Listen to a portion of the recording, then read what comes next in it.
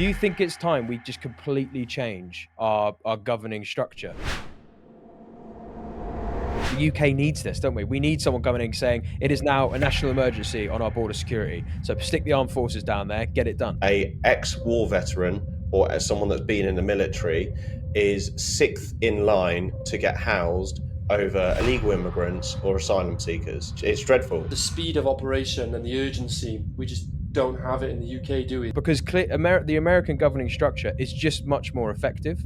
I'm not saying we become America, but we've just got something that's so slow, archaic, so many quangos, like too many things to have to do to just try and get something done. That the whole thing just kind of needs to be rethought. Me, it's the unelected House of Lords and all these barriers that are put in to make decisions, which we just have no control over. That's the problem. How many fucking prime ministers we had in the last 5 years? And we've had 2 different admins here, and they both do the exact same thing, and it gets worse and worse and worse. Like I just don't get it. Like something needs to systemically change. Ground up sound. Ooh, yeah. Real estate deals. We lay them down. Let's get those deals. Deals.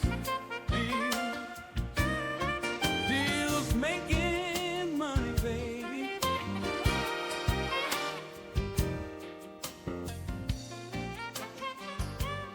Welcome back, episode 41 of the Ground Up podcast. For any new viewers, we are 4 property developers from the UK.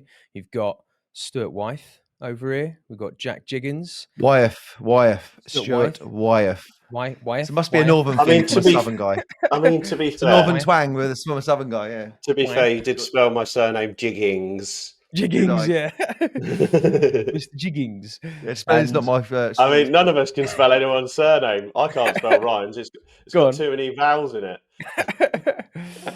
Yes. So we've got Jack Jiggins over here. We usually have Dorian Payne, and he's running a few minutes late, so he'll be here soon. And myself, Rye Beaumont. And yeah, four property developers from the UK. Every week we get on this podcast and we talk about all things property and business from our daily lives, running our businesses, of which we have about £250 million in delivery. We must have 100 staff between us. I'm not actually entirely sure what the headcount is between us.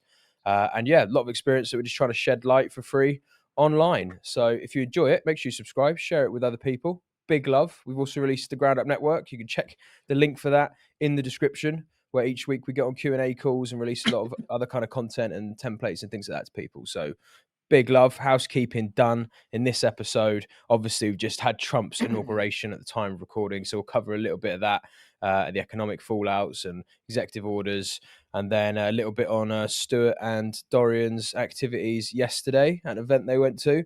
And then we're just going to go through some other business bits and stuff that we've dealt with over the last few weeks. So enjoy the episode. So what are you saying, boys? Are you going practicing for skiing or prepping up for skiing, Jack, is it?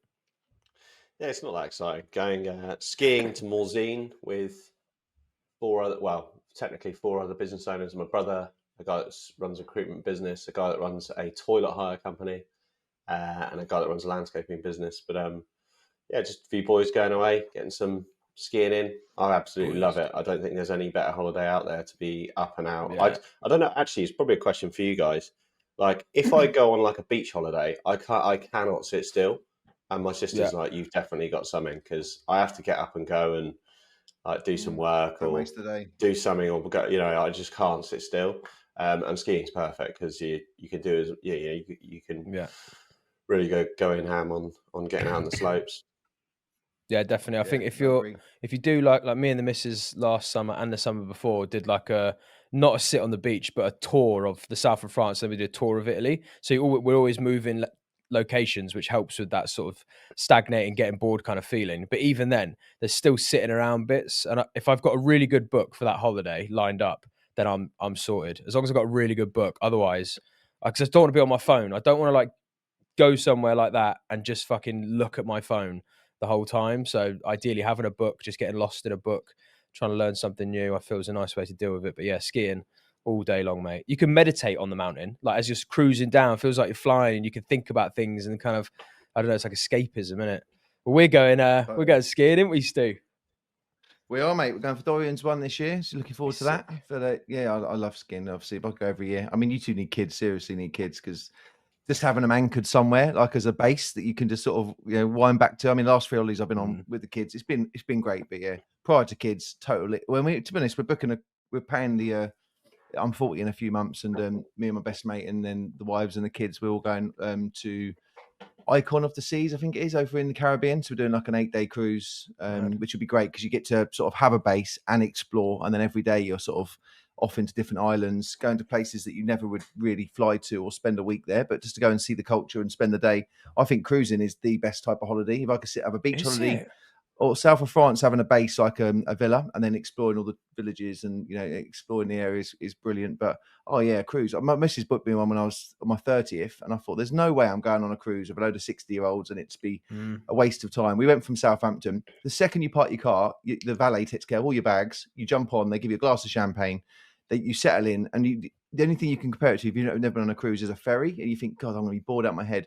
These things are insane, and it starts the second you get on the gangway, and away you go. And then you're having dinner. The service is unbelievable, and every day you wake up, you open the curtains, it's just a completely different view, different climate, different temperature. Is the we went all Wi-Fi around good Iceland for like 10 days. So I mean, is the Wi-Fi good if you do want to crack down? Amazing. It's all satellite. Yeah, totally. You pay like 150 quid or whatever extra to have this to have the Wi-Fi, but yeah, it's satellite. It's basically Starlink, and yeah, it's just amazing. And then if you want to go and have a bit of a gamble and a flutter one evening, go to the show. Like we would normally go for dinner on a freedom ticket, so you go anytime you like, but you sit at a similar sort of zoning area.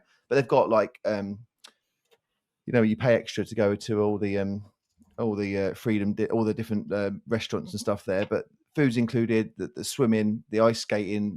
This is the biggest cruise ship in the world, so that's why we decided to go on it. And they've got slides and all sorts of stuff on it. But normally we go with celebrity, which is Charlotte and I, or with friends, or with I've taken my grandparents before when they were both here.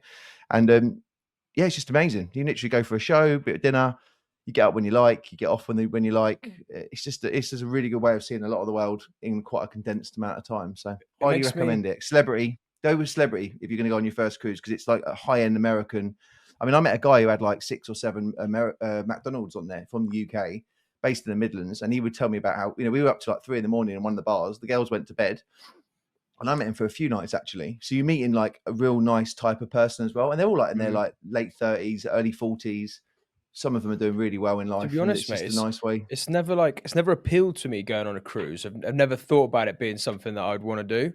But I completely understand how you go on there and it could feel like kind of Hogwarts and a theme park put together, and you're like in some immersive world for like 8 days or whatever. So I can imagine it is sick, but probably more sick if you've got kids, because it's like well, I've never been with kids. You've not been with kids? No, I've never been with kids. So I went around Iceland. So you went around Jersey, around Iceland but you go to all these little nooks and crannies that you'd never go to unless you were going to spend like 3 months there. We're all around the island. We went on the Norwegian fjords one from Southampton, and then we haven't done European yet because we feel like we'll do them when we get a bit older. But we've done the Caribbean one like 4 times. So we've gone to East Caribbean. We got engaged over in Costa Rica on a remote beach somewhere. Is it not mostly though? Like, are you not mostly just on the boat with the sea? Is that not most of what it is? No, so on like an 8-day cruise, you'd go to like 4 different places. So you might have 1 or 2 sea days that you actually enjoy the boat and you go and sit by the pool, and they've got loads of entertainment and stuff. But it's not Butlins entertainment. This is like world-class entertainment and shows and stuff.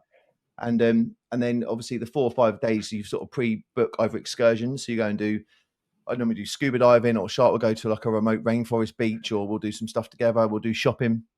And there's actually a country that we've gone to, which we're going again on this cruise. It's called St. Thomas, but it's a place called Charlotte Emile. So Charlotte is my wife. Emile is spelled Amelie, which is my obviously my daughter. And they do a load of jewelry, which is tax-free. So you can buy watches and jewelry. We got our wedding rings from there. And this is our 3rd or 4th time to this tiny little remote island. And it's great. You get off the boat. When I was drinking, the first thing they'd give you is a bottle of beer. You'd have like a chauffeur, someone chaperoning you around all the shops, getting you to spend money. And you can go there and spend 3 or 4 grand, but it's just amazing. Well worth exploring a lot of the little islands and stuff in the Caribbean. We thoroughly enjoy it. So mad, mate. I'll bear it in mind when I've got kids. Definitely bear it in mind. Don't leave it too long. If I got to 60 and started doing it, I'd be gutted. So we would try and book a cruise every other year. I'd say mix it up a bit. Naughty. All right, cruising this year. Anyway, let's cruise. Yeah, speaking of cruise, Nico's just cruised in. Look at him cruising in his suit. Oh, look at this. Oh, good morning. Someone's big and powerful today in his purple suit. Who are you raising money from then? Yeah, who are you This visiting? is raising money Right. attire. Ryan's on Just it. a normal day. I'm going to pitch you guys now. Do Ready? you not wear? on Do you not wear the proven psychometric blue? Blue is the most trusted colour on a male. You into all that shit, you Jack? Well, I actually really like blue, but anyway. All right. What, royal blue or light blue? I'm a royal blue. I'm a dark blue. I'd probably Is say it? it's a better colour than like a dirty salmon, if I'm really honest. That Regardless is of the trust definitely a element, Henley thing. That it's got to be. Yeah? it brings Raise out that my blue money, eyes, Dorian. Brings out my blue eyes. That's probably the school you went to. Probably had that as an official colour on their dress code. No, we actually wore tweed blazers at school. We had tweed blazers. Yeah. Yeah, I I've like actually the got a dirty funny blazers. story about the tweed blazers, a discipline story. I was on my way back from school one day. It was a private school, my secondary school, and I was wearing my tweed blazer, and we went past my old school, which was a state school, and like this is sort of like the upbringing. Like a few weeks before I left the school, I got in a bit of a scrap and blah blah blah. Wasn't that conducive in that environment? But anyway, I went to a mainly sort of sports school. But anyway, I was going back through the town. My dad wanted to get fish and chips, so he was like, jump into the chippy and get some fish and chips. And obviously, my dad's like builder worker, and I was like, I don't want to go in my blazer. And he literally grabbed me by the scruff of my neck. I was obviously like 12 years old. Fucking carried me through the high street into the fish and chip shop, dropped me, and said, I'm fucking paying for you to be at that fucking school. Appreciate what you've got, and now order me some fucking fish and chips. And the best part is, after you've ordered it, when they ask you for the money, you then have to turn back to your dad and say, Can I borrow some money? Dad, "Can I borrow money?" can you buy it? Oh, That is good. What are you saying? I mean, You had a it's bit of a quite rough upbringing, didn't you, Jack? Slumming it. yeah. yeah, and Henley. Oh God, Oh, yeah. wouldn't want to be you, mate. Wouldn't want to be you. But D, what are you saying today then? Because for any viewers watching, it's always quite funny when yeah, one I'm of us is trying- dressed smart. There's a reason for it. So why? trying to sort my camera out. That's what I'm trying to do. Oh, Because is for it? some You are- reason it's plugged in, but it's working off my fucking shit camera when I need it to be HD so you can all see my beautiful face. That's a So good that's point. You had another haircut. Is that from yesterday? it's from yesterday. That is Stu. You mate. too busy bouncing around the room. You was collecting cards off family offices and stuff to notice my Bloody hair. Well, right, look, mate. let's Tell you what. let's get Not straight after I've been into in a room that. with two billionaires before. Let's get Yeah. straight into that. All right. So you guys share Well, some photos. future billionaires, we're in a room right now. Yeah, of Amen. course. Yeah. Amen. Well, here you go. Look, there's a little photo on screen for any viewers of Jack and Dorian's excursion Richard Harpin yesterday. in the middle. Yeah, off to the business leader event, wasn't it? Business leader event. Go on, Jack. John D, do you want to set it up? Yeah, is the business leader. So Richard, for those that don't know, Richard Harpin is a guy that founded a company called HomeServe, and he scaled it across UK and then into America. He eventually sold it for 4.1 billion. Nearly went bankrupt twice along the way, but came out of it the other end. And then after he sold his business, he wanted to, one way of like giving back, or two ways. One was investing in other businesses and entrepreneurs. But the best way to do that is, he was frustrated that there was no, we went into a shop, all the business magazines there, they were all just labeling and pointing to American business owners, American entrepreneurs, nothing really about Britain. And one of the slides of the event, if you remember, Stu, was, are we Silicon Valley or Massachusetts? That's because they want. So he was driving to try to promote entrepreneurialism and business in the UK. And one way of doing that was actually Business Leader, which he didn't found. He acquired it. It was set up, but not. It wasn't utilizing their space as good as they should have, in his opinion. So he acquired it, which was a magazine, and then scaled it into what it is now, which is it's relatively new still. They're growing. He's only been involved for about a year, I think, Stu, hasn't he? So Yeah, 23. yeah, they've got just over 100 businesses as members. It's like a membership club for business owners where there's three main things. One is that you get to meet up 8 times a year with a group that they put you into. It's for businesses that turn over above 3 million, between 3 and 100 million. And then that's chaired by an experienced facilitator. And then the other benefit, which is one of the biggest benefits why I joined, is something they call the under the bonnet sessions, where you get invited to business owners across the country that have either scaled and exited their businesses, or they're still involved in their businesses, and we're talking £1 million, £100 million, £1 billion businesses. So like for example, I was at the founder of Poundland's house, part of that event. There's one every Thursday in my calendar, and each business is either international, global, like I said. So you just can't pay for that yourself. You can't really get into those rooms yourself. So that in itself is invaluable. And then the third thing they do is like these much larger events. And one of them was that we was at yesterday, which is like an open event for new members, existing members, and new people. Where it's again, I think it was about 70, 80 businesses in the room, and there was Richard Harpin speaking, giving his 8 secrets to build a £1 billion business. James Watt was there for the founder of Brewdog, giving his story, and there was an open floor Q&A. Stuart actually asked a question. I had my hand up, but they ignored me, so that's why I'm wearing my suit today, so I can be noticed a bit more. And then the other like large events they do, which is I'm going to one in March, is their huge business summit. But they're mega invested in it. Alongside that, Richard Harpin has his own fund where he looks to invest in businesses. Some businesses that he invested were in the room. I actually spoke to one. It was like a copy of Pure Gym, but in Spain, and a fascinating story. But Stu, what was your take on the event? It was actually in my room, to be honest. That guy, I've got their names down. And one of the guys in my room, just to touch on that, he left the army, set up about in his mid-40s. He's now late 60s, early 60s. The problem with him is he was in the room because he hasn't got an exit plan. Some of his guys are all his age, so they're all giving him his notice in this year, saying, "I want to retire at the end of this year." And he's got a bit of a problem because his management team are all in the same age. But they're doing about 21 million and making about £6 million profit, getting rid of electrical waste, and a lot of it's refrigerations. He's spending like £4 million a year on getting rid of the refrigeration gas, but he's in the northeast, absolutely clearing up. So there is money in everything, and there's like the whole room was full of different businesses. Really intense. I mean, Richard Harpin, lovely guy. I took from him.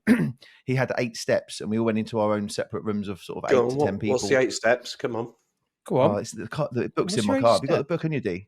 I was going to talk about the 9th steps. We went away and we all took his 8 steps and then looked at our businesses and come up with a list of things that we all took from different groups. Just spitball and see if we can get to 8 between your... Dave, have you got the book? Because I haven't got it. It's in the car. I can go and grab it. I haven't opened it yet. Got back late. Busy day. There we go. 8 secrets to building a success. Dorian, page 2. Hear you, I don't think. I think the first. I was while she was having that conversation. I was shouting in the background. I've got the book, and I didn't realise I was on mute. So, right. That was actually that was Group 6's make the arse clear. Yeah. Group 7 was have a suggestion box, which apparently works really well. Go on, you read the 8 out of Richard's. Right, let's go through and see how many of these 8 we've already got in our business. Let's go. Let's grade us. Go. Right. Number 1. Befriend Jack Jiggens. Yeah. Right. I struggle with that one. Okay, right. So it's actually there's 8 steps, but it actually starts with 0, so there's technically 9. So 0 is your character. Okay, so the starting point. I'm not going to read it word for word, but the starting point is to make sure that you, the entrepreneur, have the personal characteristics to be successful in setting up and scaling a business. For example, somebody asked James Watt in the audience, "How do you deal with pressure? How do you deal with depression?" Both of them had stories of nearly going bankrupt. Both of them had stories of severe cash flow issues. All the usual stuff we are all very, very aware of. And James was quite brutal in his response, wasn't he, Stuart? He was basically like, he's quite direct. You can clearly see he's quite direct. And he was basically like, a couple of times when people were asking him questions, like, if you need to be asking me that, you shouldn't be in business. And also, it's just like, you just got to do it. And then ultimately, he was like, you're going to die anyway, so don't worry about it. Yeah. And his backstop position was he was a trawler in the North Sea, which he loved the job, and he was making beer. And he went to this thing. He met a guy called Michael Jackson, who was, I don't know, some beer connoisseur, and he got the green light and said, he was like, not the Michael Jackson, but who? Sorry, mate. Nothing. So anyway, he basically said he basically got this Michael Jackson guy to take a sip, and he said, "Quit your jobs and start making beer." So they did, but because he had a job he liked, being a trawler in the middle of the North Sea, he didn't really give a shit if he failed or not. So he almost had this like uber confident to go, you know what, let's give it everything we've got and try it. And they got right down to the wire until Tesco's basically said, "Yeah, we'll take X amount of million bottles when they had no bottling plants. They had to try and borrow money. They had to go and lie to the other bank to try and say that the other bank were going to lend them this money on these terms. If they match it, we'll go HSBC. Real good story. He's a good storyteller and quite charismatic. But he was very blunt with a few answers. Like number one, your character. Well, that's 0. Number 0 is your character, Jack. Yeah. For the mathematicians listening, will probably hate that saying. But anyway, number 1, copy and pivot. So what he's saying is there's business models out there that work. So try not to reinvent the wheel and see if your business model, if there's a successful version of your business model, maybe in a different area that's not in your area, that you can replicate and smash out and capture market share. Cool. That's keeping it simple. I would have said it's difficult to say the character one, but I'd probably say we're all on one already completed. Yeah. Number 2, which is critical, find an investor. Yeah, we all do that. An injection of capital is what you need, not just to fund your growth, but also to provide you with inspiration and accelerate your momentum. Yeah. Basically, unless you've got one of those unique businesses that can have such a high growth rate with its own capital, we need investment. Which is probably 1%. Because just for those listening, by the way, this business leader and Richard Harpin, they've made it very clear they're not involved in funding startups or small businesses. They're only interested in the whole ethos is to get medium businesses to large businesses. They're only interested in large businesses, getting large, global, all that sort of stuff. Yeah, Dragon's Den's for the startup. Yeah. That's more. Go on. I was just about to say, he said about borrowing money on that point. He said, don't wait until you need it to go and borrow it. Get it lined up, take your time. Because he had to give like half the business away for like £500,000, which was like sounded way underpriced. But he was so desperate at the time when he was about to go bust that he had to take the deal. He's like, you'll always look for investment, but always be working on it. Don't leave it until you need it. Definitely. So that's number 2. Number 3 is get some coachment. He says, It doesn't matter how successful you are or think you are, every business leader needs a coach or mentor to help them achieve their ambitions and fuel greater growth.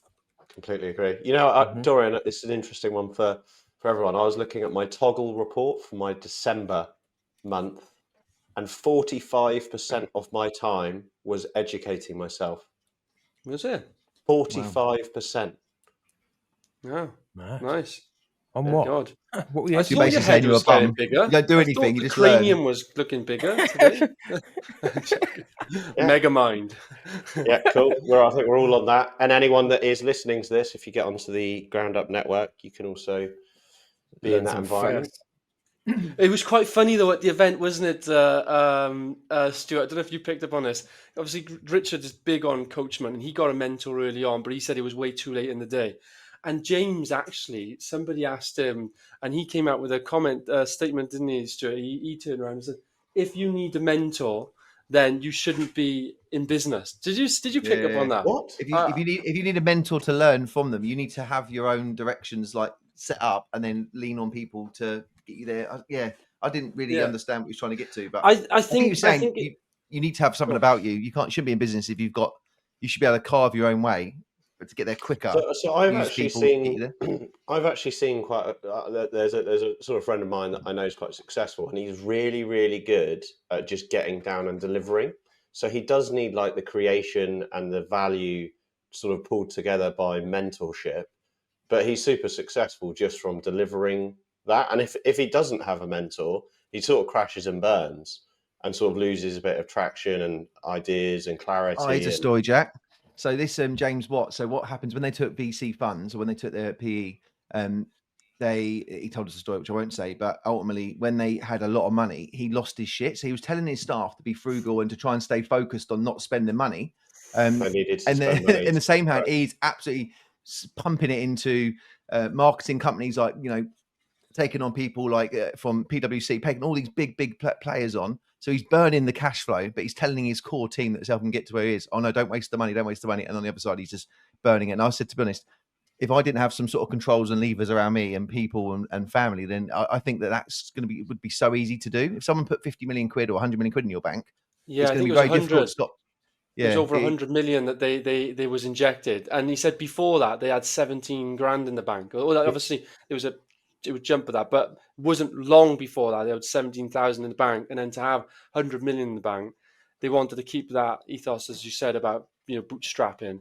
And then he just goes and blows 3,000 then on a complete exec team. And he said that as soon as they came in, they wanted 5 people below them straight. Yeah, I thought it was hilarious. It's like as soon as he takes the best he can on, the first thing I want to do is get another 5 people underneath them to build their team up. You can just see how people will burn through your cash. But when you think back to your business, when you started, like I went and bought a second-hand car, like £400 car, because when I left my first business to set up my own business, and I literally, and I was having an extension done, and I had to live so frugal. Like I would have a cheese sandwich, I'd work out in my second bedroom for like 4 months, and I would spend no money. And that's how you basically have to commit to spending no money. And then someone puts 100 million quid in your bank, it wouldn't be hard to go, I've deserved this, I've earned this. And then the cars come, the better hotels, the flights, and you can just burn that. The cash. cruises. And I think that's what happens with celebrity, the cruises. Yeah, but you save for them. I think, but the ethos, the message though, that number 3 is get coachment. And what I think the blend between what Richard and James was saying is a mentor and a coach, they're there to help you, guide you, and be that sounding board, because it can be lonely. But what they're not there to be, and what you shouldn't, is you are going to have to figure some stuff out of your own, take some leaps of faith by yourself, take risks, make decisions, and they could be completely wrong. I think that's more what he was getting at, is that you can't have somebody holding your hand, because you shouldn't be in business if that's what you need. You need to have a bit of backbone as well, but make sure you get a mentor quite early on. Number 4 was what's labelled bricks and clicks and paper. And Stu, do you want to tell him the quick story about this? Yeah. So basically, rather than being 100% online, the idea is that you use marketing. So basically, the way that they scaled their business up was letter dropping, so getting people to the website rather than just relying on total digital marketing. So the bricks to clicks really was to sort of use all resources, use all the leads to basically create interest in your particular business. I mean, he was selling insurance, wasn't he? Water insurance. So he needed people in local areas when he went to the US. And had to build a team. Is that another one, culture, when he went to the US and built an American team? I mean, that sounds really similar to James Sinclair's motto sort of thing. So James Sinclair's got his own podcast, and he always says to the people on his podcast that are entrepreneurs, what entrepreneurs do is they go into this hustle business, and they're on the ground hunting business, and they do sort of like almost like survival mode business marketing. And then when they get to a point where they're a lot bigger and now sort of CEO directorship, they forget how they secured their first customer. And that's exactly what James Sinclair says. And typically it's the bricks. It's not the clicks or the SEO or the marketing campaign or the flash new branding you've got. It's walking up the street, knocking on the door and saying, I've got, a loft fitting company. I've just done a loft 3 doors up the road. So his rule is like, if you're a product in a home and you put a product in a home, knock on 100 doors right, knock on 100 doors left, and you'll probably get a sale. And that's like the bricks bit, which I completely agree with. We have this with our surveying business. We actually stopped our PPC spend, and we hired a business development manager that's a person that drives around architectural practices, so that then obviously gets you on your social media, gets on your clicks, gets on the database, and then you sort of have the sort of blend of that. So completely agree with that. At the end of the day, people buy from people, and people need that engagement to feel the relationship. I mean, it's all networking. Half the people in the room were there to promote their own businesses as well. I've got a fuel card company who's give me their details, and they've managed to save 12p a litre on their card, which I think is pretty good. But they've given me a what do you call it? A code that I can give out on Saturday and said, look, get these people on, you'll get a penny and they'll get 11p off their fuel. I was like, well, I might as well pull it out there. It's so easy to do. They've built it around the website, but they're relying on people like me to go to other people for the open day on Saturday and tell people, look, this is the open deal. Yeah, and that's ultimately what it says is there's 3 types of customers: those that purchase online, those that purchase in in store, like the bricks, and the most valuable that do both. But ultimately, as a business, you need an omni-channel strategy to appeal to all. So that's what he was saying. And sometimes the best approach is, as you said, Jack, can just be really back to the simple of how you got your first customer and scale it that way. Number 5 is hire your replacement. So what he said there is, obviously, as we've talked about before, and remember, this is from a medium business going to a large business. The founder's skill set may not necessarily be running and scaling a business. It may be on the growth ideas, capturing onto new opportunities, building partnerships, all that sort of stuff. But high value tasks. Yeah, and he said he was managing the business, but then realised as the business was growing, there's other people better placed to actually run the day-to-day operations and be the effectively, the COO, so to speak, rather than himself. So good he example of said that is Jim Shark and Francis grew the business as CEO, then realised he was the bottleneck and moved into purely marketing, and the business scaled even greater. Yeah, well, he said the story he gave is when he scaled his UK business, only when he was able to bring in his kind of successor, and he said he just called them into the office and they wasn't expecting, and he just promoted them straight away and said, "You've been promoted, congratulations, you're having my job." Because he just, but only after that was he able to actually then think about focus, go to America, build relationships, and actually take the business internationally. He wasn't able to even start the process whilst he was still running the Good. UK business. So that's a big one. That's And then probably number a step 6. where neither of us are on. Well, I suppose, No. Dorian, you're probably almost there from an I've got, ops perspective. from an ops perspective, I have the management team that technically do the day-to-day. I'm still very much involved and I have pretty much daily conversations, get reports, troubleshoot. I don't have anybody that I'm not hands off as of yet. I think hopefully- we're all still on that. The replacement one, we're still. Oh, Jack, funny enough, the Gymshark example is in this book. Actually, I just turned the page. It's Great now. So I told you I was doing a lot of learning in December. Yeah, that's the way. Number 6, go global with locals. So, Stuart, do you want to talk about this? Yeah, that was the American one where he said that he was desperate to crack America, was trying to do a British team, and Americans want to buy from local American people. So he actually went and door knocked on. I can't remember the chap's name, but literally kept persisting to go and speak to this guy who he looked up to in America, and he was saying that they're based in Miami, is their headquarters, and he was shaking his head violently, saying, "You're in the wrong place. They all want to finish at 4 to go swimming or to smoke dope." He said, "You need to be on the West Coast." So he moved the office. He had a UK CEO, and he said, "You need to get an American local CEO to run the business." And he just changed the whole business, trying to take the global scaled globally, but use local people in the area and don't try and do it all from one sort of central hub. And that was pretty much that point, wasn't it? It was East Coast though, sure. It was East Coast. It was I was between. say, He said West Coast. He I said said East New Coast. York, East Coast. New York, hard East Coast. New York, Boston. New York, Boston. Yeah, East does. Yeah. Yeah. I said East. You said West. Mate. Don't worry. Did I? Don't worry, I getting thought old. East, as I was saying. The way it Get back on works, your Stuart, cruise. is you've got north, east, south, and then west. Got it. Thanks, mate. Never eat shredded wheat, mate. And when Your you get on video's your mirrored, cruise, so you done it the wrong way around. and you go to Iceland. Yeah. Stuart said, "I'm going on a cruise to the Caribbean. Watch now, you jump on and take him to Australia." It's the wrong. So number 7. That's the East Coast. Sorry. Number 7, evolution, not revolution.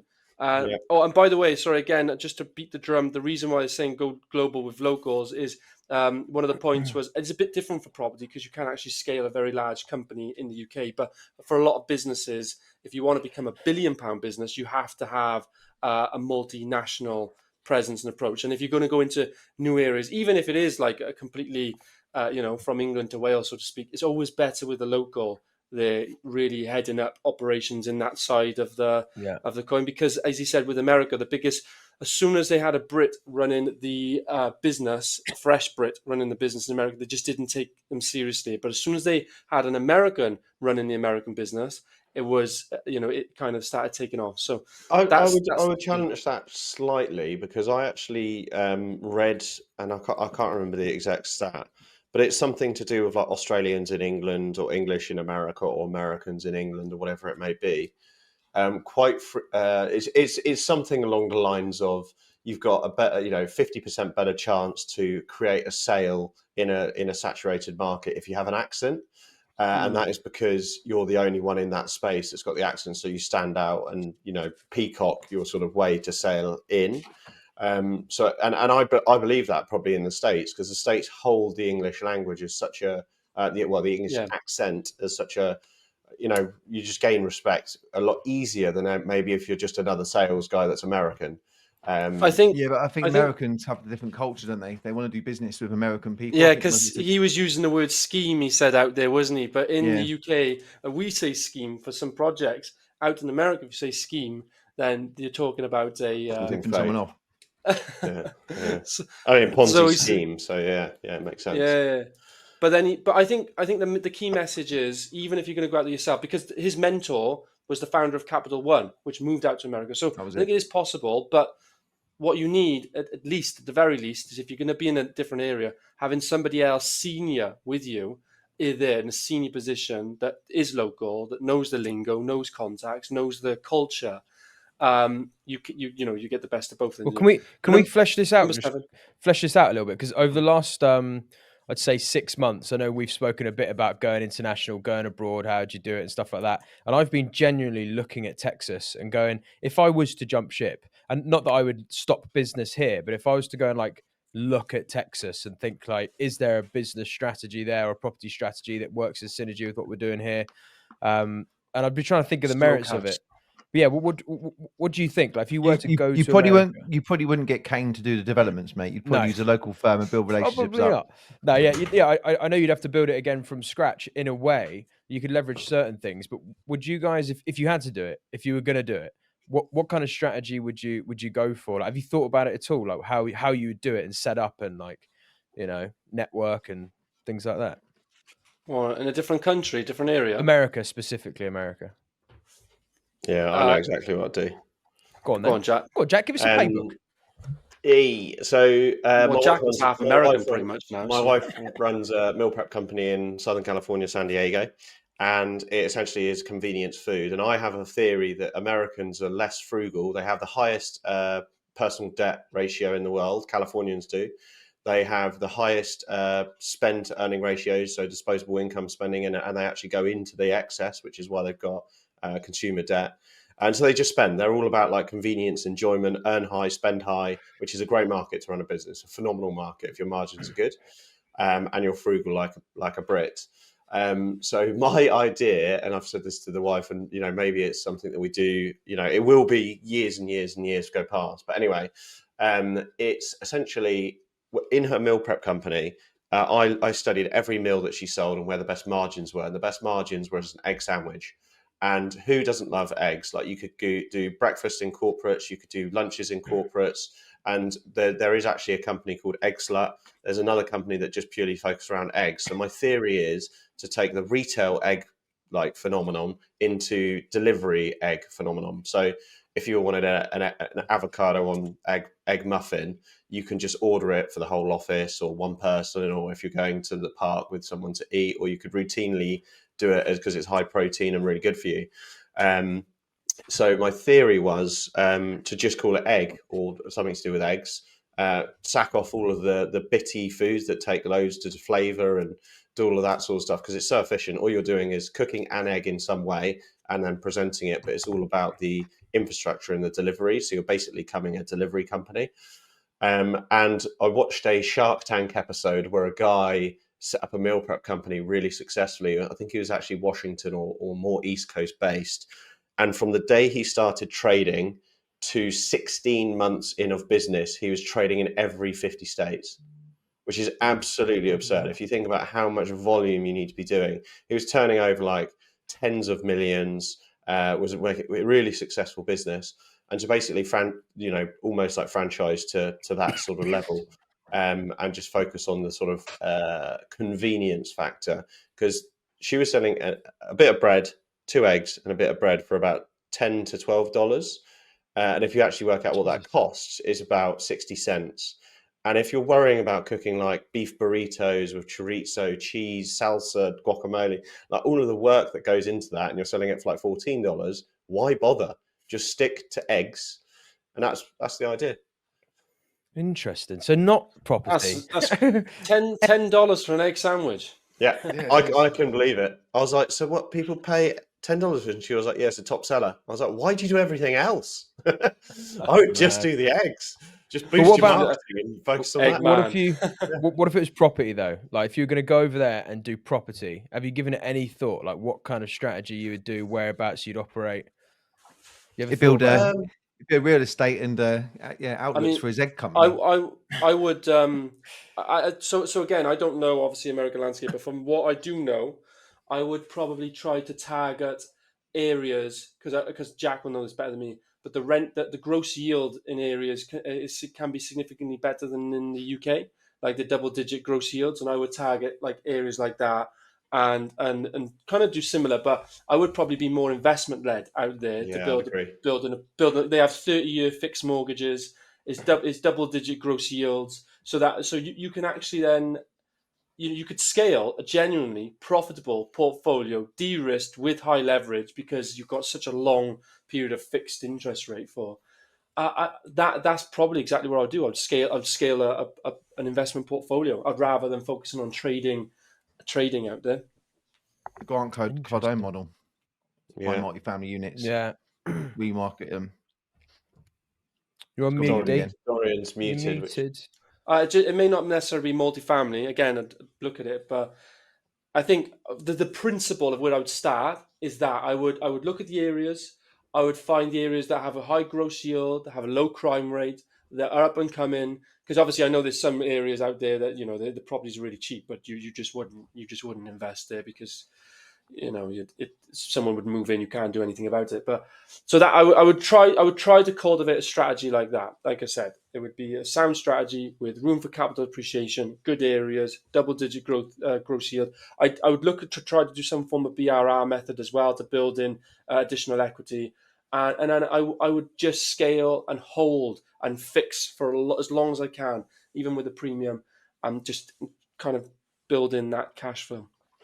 And then once I built that cash flow to a certain level, at that point, I would then shift my efforts elsewhere, probably back into then some form of trading enterprise value business around the property sector, rather than doing it kind of the other way, which is what I've done in the UK, building that enterprise, try to build that the company, the valuation of the company. And then I'm going to be obviously focusing on portfolio investment stuff later on. I would probably flip it the other way. Naughty. I'll probably go to LA. There's probably a lot of building work to be done over there in the next few years. I was going to say there is an opportunity in the Palisades. Brutal, that is true. It's true though. Have you seen the? It's got to be done. Have you seen Brutally the? true.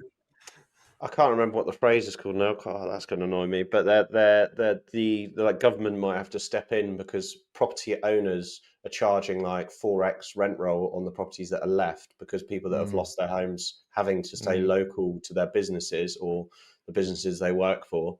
And they're basically saying that they might put in a rental cap so that you can't charge over 10% of on market value. What's your guys' views on that? Do you think the landlords sure have still got their homes fair enough? I think they've already done They're putting a price gouge on the building costs as well, which is wrong, because if you're going to put a price gouge, I mean, yes, you need to create a demand, and to get it done fast, you need people to come into the area. If you've got a young family who's going to leave his family for 10 months to go over there and help, he's going to want more money to go and do that. And if you want to bring people into the area to get it done as fast as possible, putting a price gouge on fixed costs is just ridiculous. It's going to take 10 times longer. What's your view on like equally though rent though? So let's say you have a home that could have been burnt and you've owned it for years and you've had issues with tenants and you've always gone through the risk of it being burnt down. Do you think you should only be able to charge 10% above? I think always the free market always regulates better than the regulators, because the regulators regulate or in an emergency and then cause just so many more downwind issues, which is what's happened, by the way, in California, because they kept regulating the insurance companies, and now the property values were basically inflated artificially because their insurance premium wasn't realized to what its actual rate should be, because the government stepped in and basically said they'd backstop it. So that meant these houses in the Palisades were allowed to go up to 10, 20, $30 million, even though the high risk of fire and natural events was likely to burn them down or damage them over time. So the insurance premium was never baked into the price properly. And now this has happened. They've got the insurance companies that are insolvent, and the taxpayer is going to have to completely bail out something like $150 billion because the insurance is insolvent. So, and that's because the government stepped in and regulated. So the downwind effects of rental caps and things like that, I think, are just dumb. Yeah, I don't think the government should govern these things. The free market, people have to move out of the area. I mean, it is a very unfortunate circumstance, but they're talking about like people offering pennies in the pound for the land now. Which haven't they found some sort of map about 2028 where they were going to build high rises and try and regenerate that whole area anyway? So it's Yes. Yeah, I mean, there's big conspiracy theory that it was planned. But I mean, you get that with everything now. COVID, natural disasters. Yeah, but do you know what's become obvious? Yeah, over the last 5-10 years, is that incompetence in the limit is indistinguishable from sabotage and corruption, and I think that's the issue we've got. There's been so much incompetence from bureaucracy. I'd say that again, Ryan, because I lost that completely. What was that there? Incompetence in the limit is indistinguishable. Incompetence in the limit is indistinguishable from sabotage or corruption. So, i.e., when people are just so ineffective and dumb at what they do, you can't help but think, are they doing it deliberately? And I feel like that's what's happened. But then you look at Biden leaving office, he's made 4,000 pardons, and you go, not so sure. Maybe incompetence. Incompetence and a bit of corruption together. A nice little sprinkle. You got the list there, right, of the people on the pardon list. Well, 4,000 people. Do you know what you've all been talking of? Because we've left. Because we haven't finished this 8th step, has really been bugging me. Hey, we were going deep on one of them, mate. Going deep on one of them. It's probably like exploit a market if there's value or something after that. Right, so for those, just as a recap, because we, as you can see, rabbit holes here are just insane. So very quickly, 0, your character. Number 1, copy and pivot. Number 2, find an investor. Number 3, get some coachment. Number 4, bricks and clicks and paper. Number 5, hire your replacement. Number 6, go global with locals. Number 7 was where we got to, evolution, not revolution. So it says business today is fueled by relentless change. To stay competitive, companies must continually grow and evolve. So it's a changing world, isn't it? So be unafraid to use the most powerful word in all of business. No. So experiment, use technologies,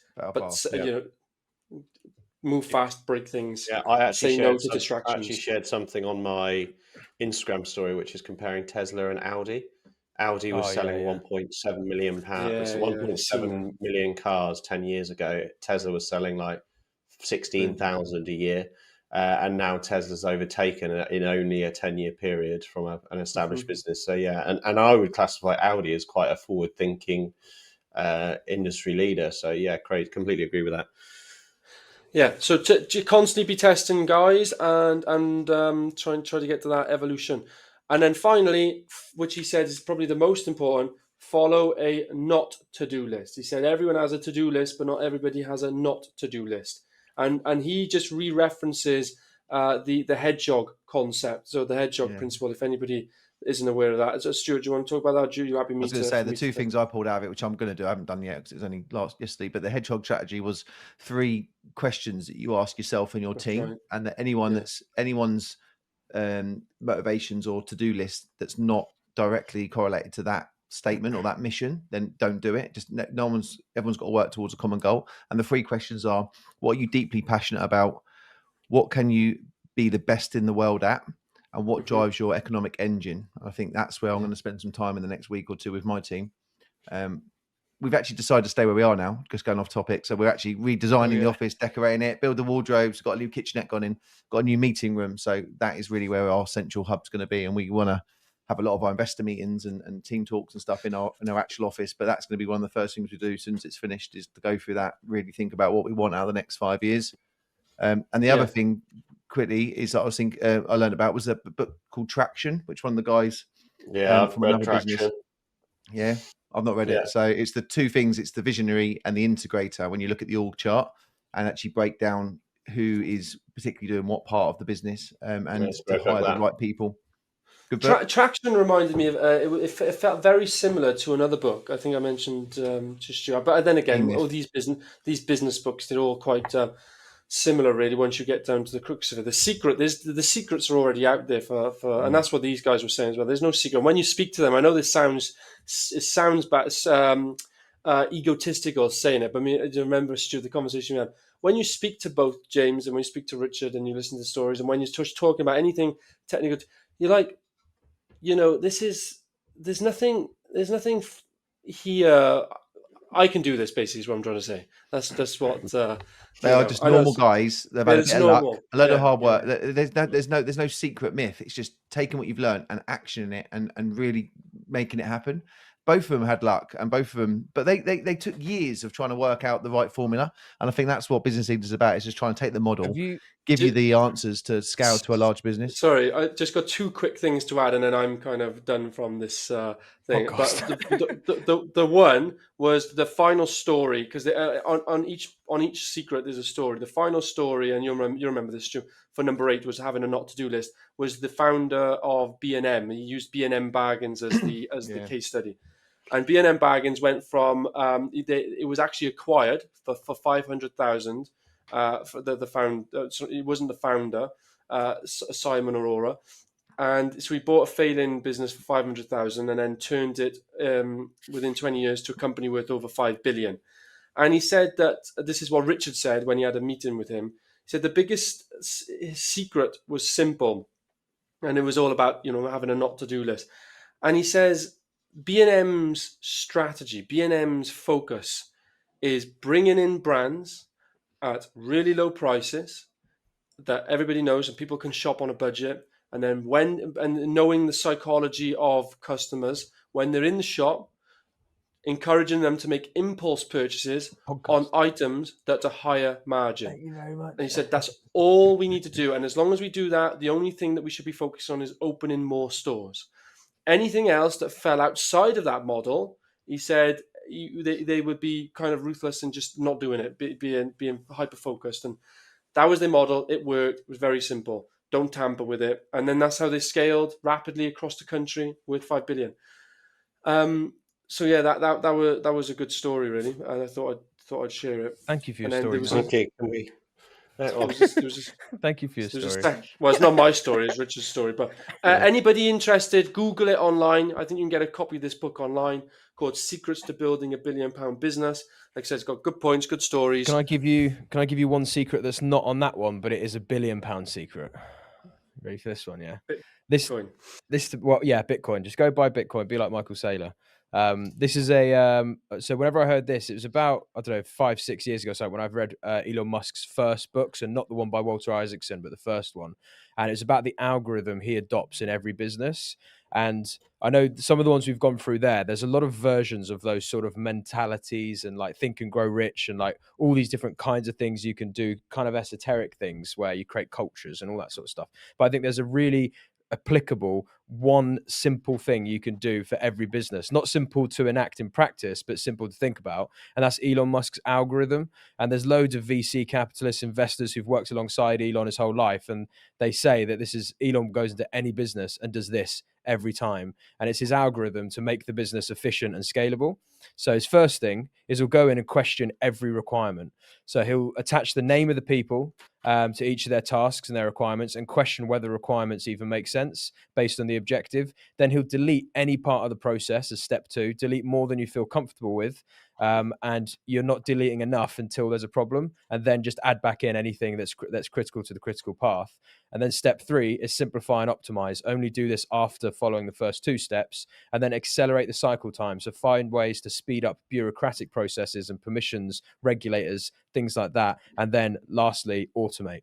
And if he rinse and repeats that every time he goes to a new business, and obviously he's got all these different multifaceted businesses, but he walks in there. There's really good stories of people who were flies on the wall or working with him at the time, and they say it's crazy. He walks in, gets all the engineers, all the senior management, and just go, "What do you do? What do you do? What do you do? What's the critical path? Who's that regulator? Question that thing," and then just omits, and deletes stuff, and then like builds it back up again, super efficient. So I think if you're running a business, that's very quickly on that, because I've listened and read. I've read his books, and I've listened to podcasts, and I've also listened to people saying things, people who work with him, and I know what they say. He has like a physics first, a first principles approach. Strip everything back to the fundamental physics of it, and then build from there, and to try to get the optimal solution. And I think obviously that is critical. That is really important. However, just for those listening, Elon, from what I've read, that's not how he originally started out, and he's able to do that because most of his time, apparently, why he's so successful, is spent on he'll solve problems straight away. But the problem is not the problem. He's got a whole team around him running the companies for him to go in and solve problems. The challenge with us is that we don't have resource, we don't have people doing every single job. Like we mentioned, come back down to the get your replacement. As it stands right now, we're still very much in the business, as well as on the business, as well as doing whatever needs to get done. And you can only really solve problems when you have team around you working with you to solve those problems, if that makes sense. And that was just 2 cents of mine. I think so, but I think you could. I think the systems and the processes you're going to question are relative to the size of your business. So if you're small, then you're not going to have that many things to have to go through. And the bigger you get, the more things you'll have to go through. So it should be relative, like where you can like speed up processes and automate. And it's probably easier when you're smaller because there's less things to look at, but you need to keep readopting that same, almost like a cleanse of your bureaucracy. And there's things that happen. Actually, I was with the editor yesterday, and there's things he does on his checklist in the background of the editing to make sure that things are clean and on the right tracks and channels on the software. And I was questioning him yesterday, going, I know you're doing all this, but ultimately the goal here is to release high quality vlogs every week. That's the goal. That's all we need to do. We don't necessarily need to do these checklists that you do when you're making a movie, because that's what he's thinking in his head. He's just copying and adopting a good practice for an editor, but not something that's actually helping us meet our objectives. So we spent 2 hours cleansing that out.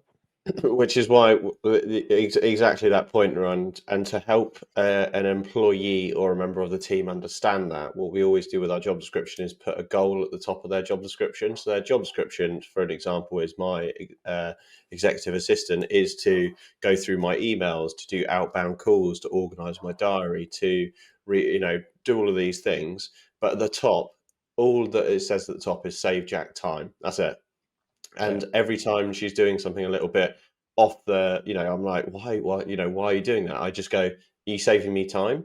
And quite frequently it's when she's helping someone else in the team, it's not saving me time. So I say, give that to that person and come back to me, because otherwise you're losing the position on that. And it's exactly the same as your blurb there is, to create vlogs every week that do better than the last one, or average a better return on investment than the last one, and that's the sort of pinnacle of what's being focused on. So and identifying that anything that detracts from that is a waste. Talking about stripping stuff back that makes you feel uncomfortable. We've got this new surveyor who's been with us almost 3 months, and his 3 months review's coming up. And he's fully aware, and we're all aware, that he's quite slow at drawing, which obviously means that there's a tipping point from someone joining the business. When someone's slow and learning and getting to know the ropes, it's costing us. We're paying a client to do their survey for them. It's costing us money. And obviously we need to bring our surveyors to a point where they're profitable as soon as possible. And this surveyor, he's just super perfectionist and spends a lot of time on it. And the way that I challenge that to change it beyond like comfort is, I said to him, I want you to get a client to call us and say there's a mistake on this, and I give you full happiness for that to happen, so that you speed up so much that you're now getting into the groove of where you need from a speed perspective. And it was a bit weird for him to hear that. He was like saying, so you're telling me that a client can complain about my negligence on how I've drawn something? It probably won't ever get to that point, because I want him to speed up twice as quick rather than 10%. And you've got to go through that mindset change to get to that point. Yeah. Talking of clearing things up and cleansing your business, it's not a fast thing to do. One of the best things I've seen about Elon is, have you seen the Raptor 3 engine versus the Raptor 1 engine? It's unbelievable. That is a work of art. That wouldn't have taken 10 minutes. That's taken years and years and years of precision. But ultimately, he's got a super efficient, fast, clean engine that's going to cause limited mistakes, or hopefully no mistakes. And that is Elon Musk. But you could do it with any. I think you could do it with literally any business. You'd be selling flowers at a local shop, and there's always going to be layers of bureaucracy, tick box exercises, things, customer service, all sorts of things where there is waste, and we kind of build in waste. And I think it comes a lot from taking advice from people who may have been there and done it before, others doing the same thing, and we kind of adopt those as being like, well, those are the principles, those are the things from someone who told me who knows better, and those are the things I should do. But if the times have changed in which you're operating in that environment, it could be that now a lot of those things are kind of irrelevant, or maybe there's more requirements that you're not thinking of, and there's a cleaner critical path. So sometimes you just got to do the cleanse yourself and test it yourself. The fax machine used to be a used to be classed as efficient, but in today's world, I wouldn't even know where to start. Still used by the councils, though, isn't it? Fucking hell. Fucking nutcases. Well, shall we? Let's have a council still use pigeon post. Fucking hell. Well, let's look at one more thing because it's a big one that's happened this week. At the week of recording, it was Trump's inauguration. Here he is, and huge. There's plenty of things that we could talk about here, but beautiful. In the Oval Office. That's some beautiful people. Lovely, beautiful people. But I think one of the cool things to talk about is this really should be American, Jack. He is half American. He is. The executive orders, because there's a lot of things obviously that you could cover from political stuff and this and that, whatever. But the executive orders are it's such the way he's doing it as well. He said, want to do this in front of camera, show everyone, tell everyone what it is at the high level. What is the thing I'm signing? Watch me sign it. Now it's in action and it's going to court. And he's just doing it list by list. All those folders on his desk. He's done 3 sessions of them so far. He's got more to come. And it's such a great sign of leadership, which is something we've missed as a world for years and years and years now. An actual leader going, hey, these are the things I'm going to change. I said I'll change them, and I'm doing them in front of you. And a lot of them are things that we need here in the UK. So I was just wondering if you guys have been tuned in with any of this. Jack, I'm sure you've heard quite a lot of this. Yeah. Any thoughts? What do we think? Like, the UK needs this, don't we? We need someone coming in saying it is now a national emergency on our border security. So stick the armed forces down there, get it done. Those are the things he's doing in America. He's changing policy by, and then what did he do? He took the cartels and said they're now a terrorist group, an international terrorist group, then giving more powers to the armed forces to go and do something about it. And we need that here in the UK. We need to stop this crazy immigration stuff, the rape gangs and all this shit. We need someone who just goes, there it is. Critical path. That's now illegal. That's illegal. The only thing is the UK doesn't. The UK doesn't have. There's no executive. Yeah. We don't have the same. We don't have the parliamentary process different to the the congressional process they have. But you can still do the same thing. You can still like. But Parliament is live. I mean, you're allowed to watch it. It's Parliament TV, isn't it? But so if you can, it's just there's a lot more boring than actually somebody with orders that Trump. He's already got court battles, and he obviously doesn't care. That's the whole point of it. But like, we just don't have that facility in the UK, so it's hard to. I can see though, obviously, the things he's doing, from the last administration, and even when you just compare it to what's happened in the UK.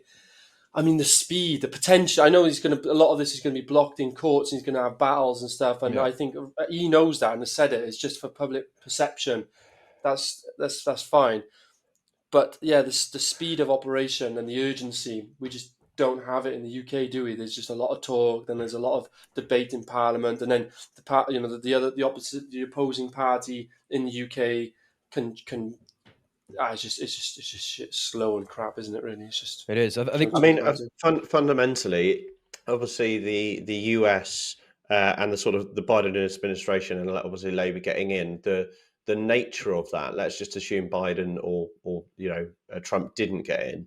It would be a forever fostering more woke, less of pushing against the status quo environment that the world would be going into. And he's basically pushing back on that and putting his foot on the brake pedal and going, hang on a second, let's think logically about this, which is completely sensible. So, for an example, did you know in the UK, a ex-war veteran or as someone that's been in the military is 6th in line to get housed over illegal immigrants or asylum seekers?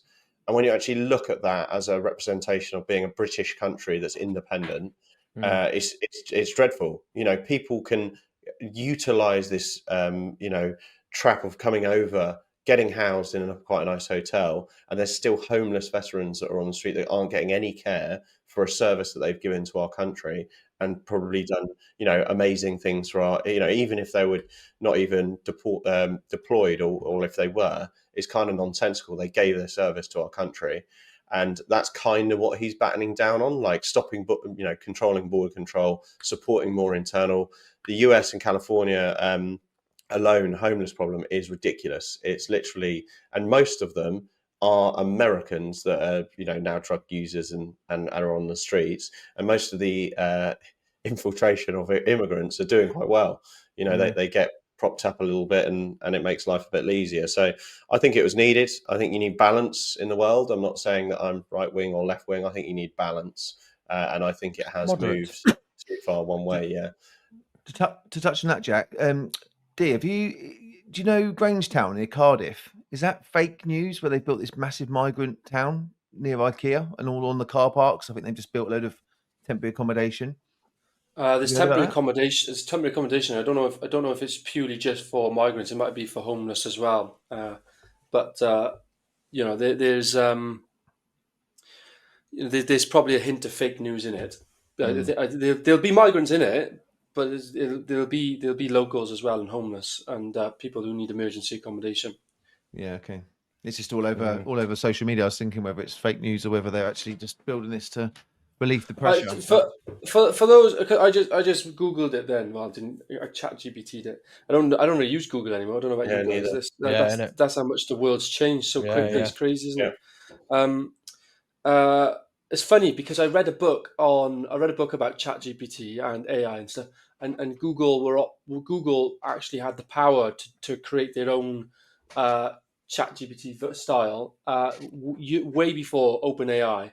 And it was actually developed. Technology was developed in house within Google, but they actually stopped it and froze it because it was going. They didn't want to cannibalize the current because it's a direct cannibalization. The ad revenue stream. Yeah, most of their money comes from ads from Google search. Yeah. So that's the one thing about these big, huge companies. Google's got so big that it just acquires when companies now get to a certain stage. It can't really. Anyway. So this is the process, right, for UK to bring forward a new piece of legislation. It has to go through both the House of Commons and House of Lords. It has a first reading for just an introduction, then a second reading with a full debate on the principles. It has a committee stage, a report stage, a third reading, and then if approved, it then have the process is then repeated in the other house. So that goes back through that process. And then if it's fine at that point, and most of the time there's debate, so it's kind of restarts. There's then royal assent, and then finally it can become law. On the other hand of the coin, with USA with executive orders, the president drafts and signs an executive order, which becomes effective immediately. But it can be challenged. It can be challenged in the court. But yeah, of course. So I know. But do you think genuinely think about this? Yeah, because it's quite a hard one to swallow. If the pride of Britain and what we've built. Do you think it's time we just completely change our governing structure? Because the American governing structure is just much more effective. I'm not saying we become America, but we've just got something that's so slow, archaic, so many quangos, like too many things to have to do to just try and get something done. That the whole thing just kind of needs to be rethought with a constitution instead of what we have. I mean, sorry, I know you're all going to have an opinion on this. It's just the problem is it effective? And the only reason I'm saying that, just playing devil's advocate, is because you just talked about the Biden administration, how ineffective it was, but they had the same powers, the same process. Yeah, but that's wasn't necessarily. That's the people in the administration. Not the system's good. The system's proven to work, right? That they got Trump's been voted back in. He can now do all these things and he can change course. But whereas in the UK, we can't. I mean, how many fucking prime ministers we had in the last 5 years? And we've had 2 different admins here, and they both do the exact same thing. And it gets worse and worse and worse. Like I just don't get it. Like something needs to me. It's the unelected. It's the unelected House of Lords and all these barriers that are put in to make decisions, which we just have no control over. That's the problem, and that's why Liz Truss was saying on their podcast we circulated the last couple of weeks. It's like 20 times worse than the US because there's just so many barriers, and people have got their own think tanks and their fingers in so many pies that it just stops change. But then people say around the world that we've got secure laws and we're a safe place and property laws and stuff compared to other countries is far superior. But then ultimately you get a bad safe place in London at the moment. No, it's terrible. It's terrible. But also, it's good. All the taxes we're paying, and yet every town centre is annihilated. The whole thing is just being sucked. All the life and the economic value that the UK produces is just getting annihilated and wasted. It's terrible. But the problem is, and that is annoying that that's happening, and we should be able to address it and change it, but we just can't. You just can't. And I've seen the stuff that Boris tried to do. Obviously, I mean, look at Brexit. Brexit happened. There was there was meant to be this basic manifesto to deliver on Brexit, but the Quangos and these people you're talking about, the unelected, stopped all the benefits of Brexit and made it as hard as possible for us to actually deliver on what Brexit was meant to be, to give us back our sovereignty, to allow us to have these open free trade deals with the Far East and with America. But all the fucking Quangos, particularly the Remainers, which are predominantly lefties, stopped a lot of this happening, and we've just ossified. And like being a part of the human rights law in the EU and things like that means we can't stop immigration and we can't just send them to Rwanda. So all these things got blocked, which meant we never got to actually deliver on Brexit, which was now 8 years ago or something. So we're like, until the whole system changes, and I don't know how that happens without like a revolution or something, but that kind of feels like what we're on the cusp of with America and the pressure getting put on Starmer and the pressure put on the people of the UK to look at America and go, like, I'm talking about it now. And I've not spoke about this before, actually having a government that we just completely rethink. Like, and I think that's the natural trajectory. That's sort of the way we're heading. I mean, just to go back on that, point number 7 that we were just talking about from one of the most successful people, in this current era is evolution, not revolution. And the question is the UK government evolving? No, it's not. It's changing persons, like key person of influence maybe, but it's not evolving. Yeah, which means it can only. Trump's stance as well about the immigrants is that they're illegal. The people who are coming across our borders, they are illegal immigrants, so we shouldn't treat them in hotel suites. We have got a major problem. Like, why don't they just fly in and then claim asylum if they are? Because the governments will know who they are, and when they come across the borders and no one knows, who's to know who's coming in the country? Well, aren't they saying a lot of Southern American countries, when their prisoners are becoming free, they're paying for them to send them cross over. the border? Yeah. So criminals, actual convicts, ex-convicts, and actual live convicts are leaving the South American countries and not becoming a problem for that, and going into America, because they're going, well, if they're letting them in, why wouldn't we? Why wouldn't we send them up there? But it's also the Far East and Africa. They're all doing the same thing. They're just unloading their prisons and just go stick them in the Mexico border. Off you go, free entry, and that's what's been happening. It's crazy. On like a progression point of view, I think they say the ripple effect. What happens in America, it makes its way over across the ocean, ripple effect into the UK. It could very well be the same with the political change now. Providing that Trump is successful and he gets a big public backing and his policies actually start working, then I can't see how it's not going to really start increasing pressure in the UK, especially in the next elections. You've already seen glimmers of it with things like parties like Reform and as I genuinely think by the time we get to the next election, a lot would have happened across in America. I think and a lot of the younger population are going to be coming into voting, and they're all on social media. Trump's already said that TikTok really helped him win the election.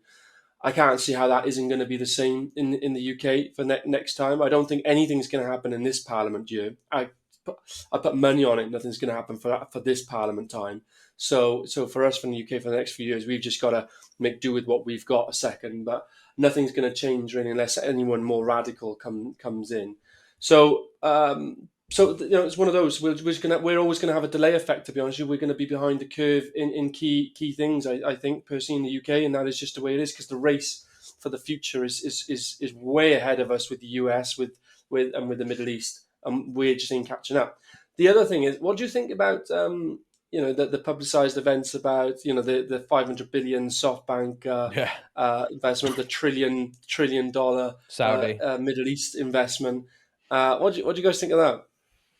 I think it's great businessmen leading the country, inviting more investment in. But I also think there's a. Do you think it's true though? Like, do you see what Elon Musk put on X about? I definitely think the investment's real in terms of them actually putting funds in. Whether they'll go up to $1 trillion, whether SoftBank will do 500 billion, or if they're even good for 500 billion, is another sort of question. But I think the main thing is inspiring confidence. Inspiring confidence is a real and tangible thing, because it makes people think differently and then operate differently. Even if they've not got the money, just thinking differently, thinking more positive, taking more bets and gambles will have a real effect on people's investments. So I think he's doing it more to inspire confidence, not necessarily saying 6 trillion's coming in, which I think is the number at the moment, 6 trillion of private investment coming into America. It may be 3 trillion, but it'll inspire the confidence. I mean, what did was it Rachel Reeves came back from China with 600 million, which keeps the NHS running for about a day and a half. So it's like nothing, an absolute drop in the ocean. And then Trump's done 6 trillion in his first week. It's just crazy, like just inspiring that confidence. But what would you say then, guys? What do you think? I know we spoke about it on the last episode in terms of like just forecasting out for this year. But how are you guys getting on so far? We're nearly at the end of Jan, first month. What do you think? Are you getting the plans in place, like kind of things that you want to do this year? You feeling confident that you'll be able to deliver on the things you wanted to deliver? Because I feel like that's quite a sentiment at the moment in the property development space. Just no one's too sure on what's happening. So how aggressive, how proactive is everyone being? Stuart, how are you feeling? I'm out for dinner with my my steel manufacturer. I mean, he's great. He's regional, even though he's actually got a website. It's called Biobeam. It's a great. He obviously has got a network of other steel fabricators all around the country, and he sort of sells off the lead and makes a couple of % on the order. I'm out for dinner with him tonight, and he said he's picked up okay for January. It was a dire year last year, but he thinks January's picking up, and he's got some orders coming through, some decent orders for next month as well, which is good. But it's very hit and miss at the moment. I mean, We've had a pretty good month in January so far. I think we had like 5 or 6, which is okay. Everyone still wants too much for their land. It's the big problem we're having. We're desperate to get the next one lined up. I actually just announced that we're going to start looking at some JVs with some other developers, because if they bought a site and it's not going to make them the money, we'd rather work with them and make a cut on the development on the contractor piece. And not commit to a site that's not going to make us the margins we want as a developer. So yeah, we're just keeping the doors open really, and we're starting to market a bit more as well and see if we can. I think this year is going to be similar to last year. I don't think until the dollar weakens, until he breaks the dollar, and that means that then it gives the freedom for Japan, EU, and UK to print money, basically, because we don't want a strong pound against the dollar. So if the dollar breaks, we can dilute the pound, and as soon as they do that, it will allow some buoyancy in the market. People will start borrowing a bit more confidence, which will happen at some point in this year. My bet is sort of May, June, I think, is when it will start. We'll have some big issues mid-year. And then the second half of the year, we should be back on to printing, which obviously is going to be a big problem for inflation. But in terms of the business cycle, it's going to help. I think we're still below 50 on the ISM. So as soon as that goes above 50, we've got 2 years of cash that's going to be the benefit of being in property, isn't it, that the second they do print, there's this arbitrage for a few years where stick it into assets because it's giving you more cash flow before it gets baked into the actual consumer market, and just get it into assets and almost leapfrog. There's an 18-month lag. There's an 18-month lag. Again, with inflation, when it hits too high, there's 18 months of drop off. So normally the house market is the first one to restrict and tighten up when money gets tight, and it's the first thing to be swamped. So as soon as we've gone 10, 12, 14 deals again, it will know that we're back in that cycle. So we'll be able to make more investment. And I think that's what the government have done the last cycle, is they know it's coming. This 4-year cycle happens so frequently, cyclical. So they put all the tight budgets in now, knowing that they're gonna cream in 18 months' time. And that's really, I think, it's just so obvious when you look at it from a high level. What they're trying to do is that they go through the tough times now, and then when everyone starts spending money, it's almost a forgotten memory that we're paying so much tax on everything we do. You turn left, you pay tax. You turn right, you pay more tax, and that's just what it's like living in the UK. Yeah. But how many millionaires have left in the last 3 months? Over 10,000, isn't it? Over 10,000. 3 million have left in total. 3 million. I think it's 9,500 was the 2024 estimate, and it worked out. I think it's just over 10,000. It won't be 3 million. 3 million would be. I'd be surprised if we had 3 million. I mean, that's like 30% of London, the working population, which is the biggest city in the country. London's empty. Fucking hell. I don't even know if there's 3 million millionaires in the UK. No, there's not. They're probably most of them around London, just because the 1 million is the property prices. There's 51 millionaires around the whole in the world. I think there's 51 millionaires is what. What about you, Mr. Jiggens? Mr. Jiggens, how are you feeling? What are you seeing in confidence? There is and stuff? 3 million total in the UK this year. Well, I mean, there is 3 million. Wait, hang on. There's 3 million millionaires. in the UK? In 2023, there are estimated to be 3 million millionaires in the United Kingdom. This is a decrease from 5.4 of adult population in 2021.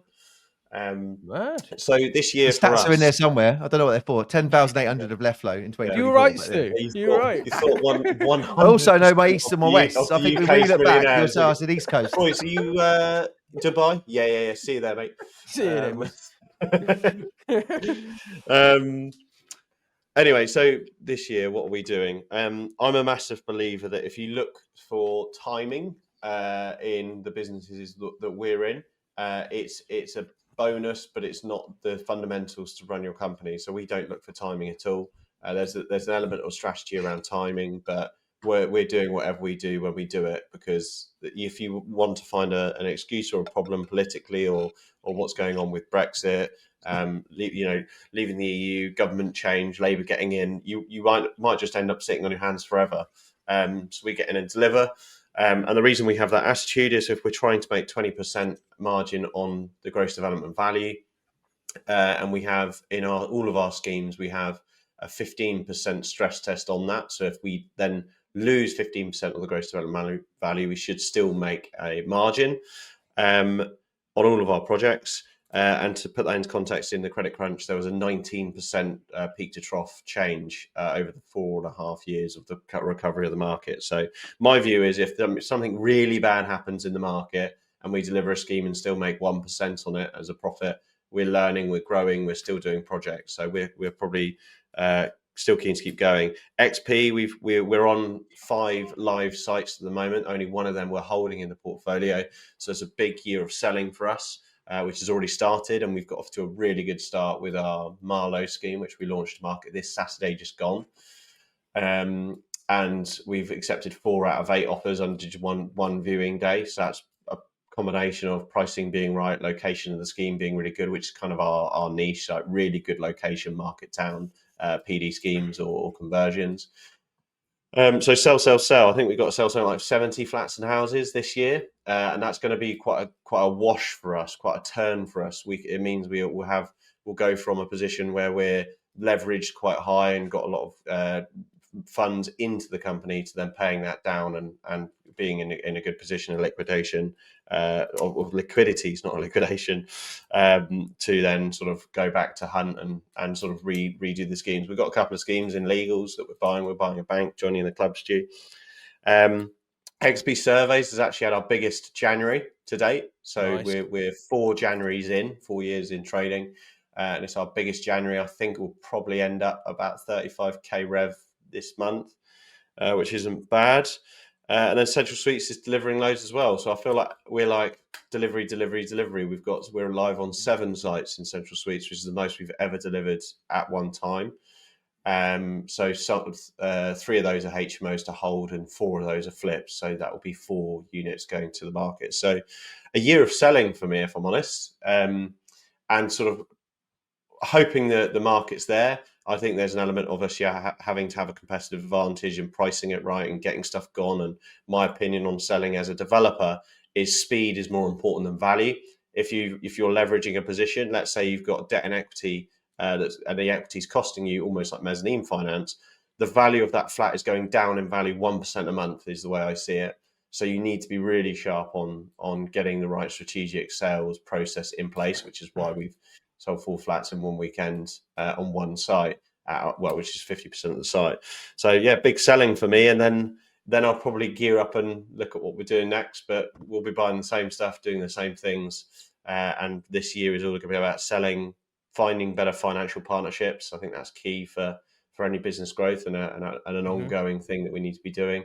And the opportunity, we're finding the opportunities. You know, we've got a very strong acquisitions process, and that will continue to drive the right sites onto our lap. Lovely stuff, mate. Growth. What about you then, D? Sentiment so far that you're seeing? Are you happy with how things are going? Good January. Yeah. So like everyone's obviously been a tough time, but for us, we've got a strong pipeline. We've survived to 2025, which was always the goal. I think that goal kicked in 2022.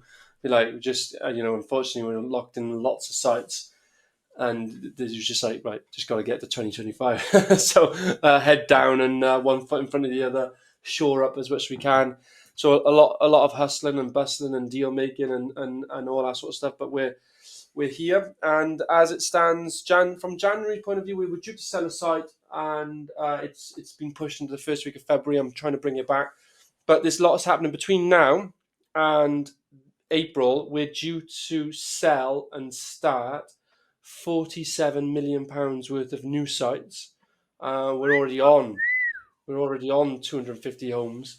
So I'm going to say that we'll also be from April. We're also handing over a batch as well. And sorry, but from this year, we should finally be at the stage, the business stage, from the business plan when I set the business up, of being in construction of enough homes so we can hit our handover target kind of from the following year to 18 months. So from year end 2027, we're expecting that the region will have kind of matured and stabilized to what the original plan was. So that's good, but obviously that all starts from now, 2025.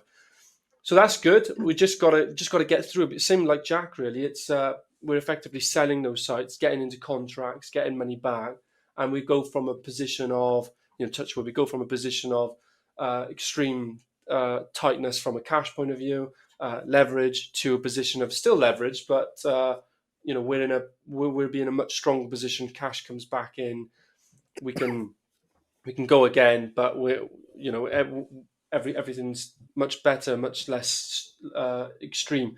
And also, I'm currently in conversations which I'm trying to finalise this year, this first quarter, with doing a joint venture with a fund. Hopefully that comes off, because if it comes off, they are going to take over our pipeline investment, which is our biggest drain. The business model is structured with a working capital cycle is positive, i.e. we get paid before we pay out the supply chain. The only part of the working capital chain that's negative is the fact we have to invest in pipeline. And that investment, because it's all planning stuff, typically takes 2 years. So the bigger you scale, the worse your cash position from that point of view is.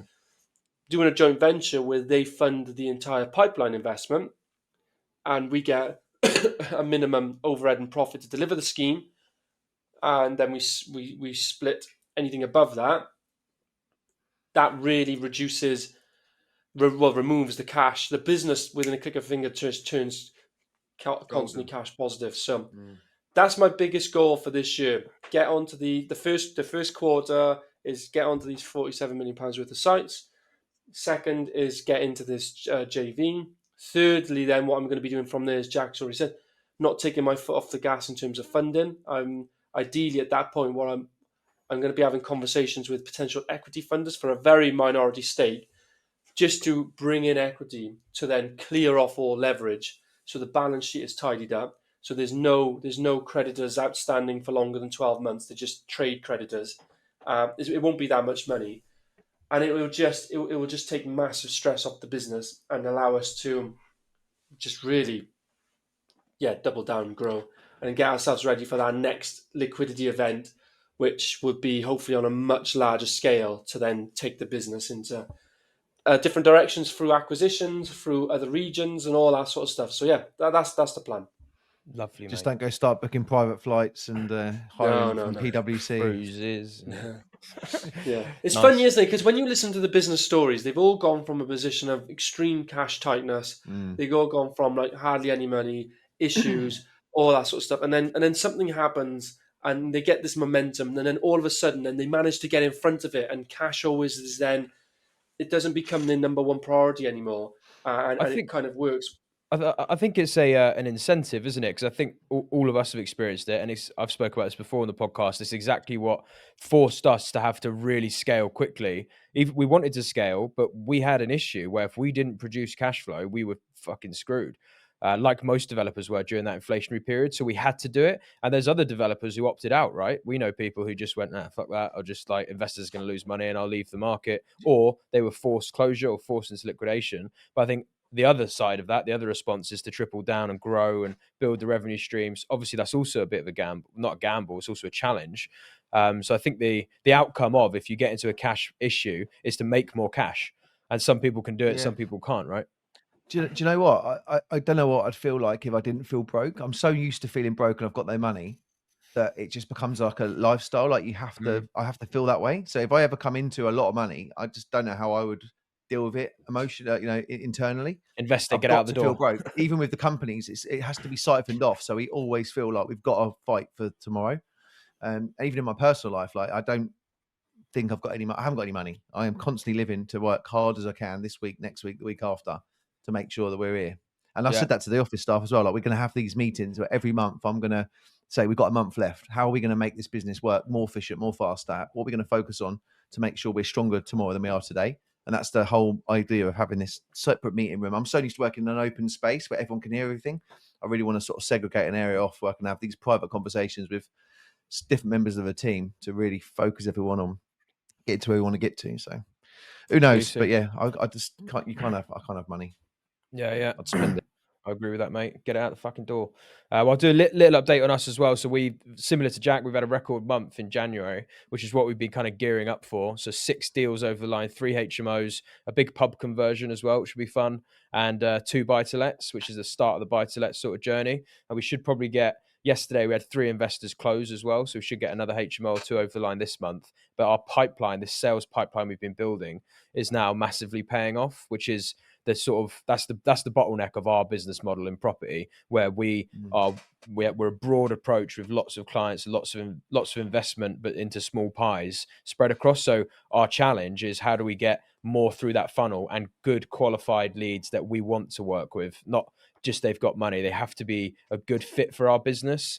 And that's nice now. We feel like we've got this choice, and we can kind of go, look, yes, they tick this box, this box, and this box, but they want too much involvement. They're going to be too complicated for this reason, so we just say no.